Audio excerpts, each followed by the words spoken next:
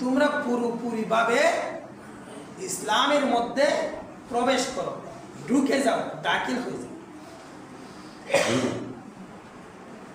এবং শয়তানের পথ অনুসরণ করো। শয়তান তোমাদের প্রকাশ্য শত্রু, দুশমন। এখন আমরা কি কেউ বলতে পারি আপনি আর আমি পরিপূর্ণ ইসলামের মধ্যে প্রবেশ করে গেছি, ঢুকে গেছি, আসি? আমরা কেউ বলতে পারি না।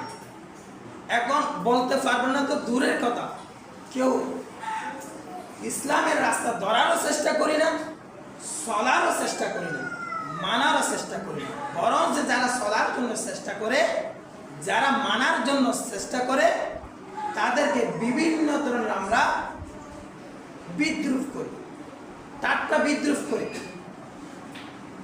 ব্যঙ্গাত্মক করি। আল্লাহ পাক রব্বুল আলামিন আমাদেরকে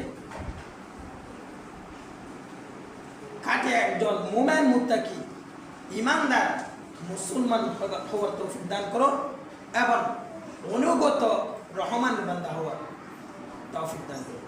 ওয়া আলহামদুলিল্লাহি রাব্বিল আলামিন।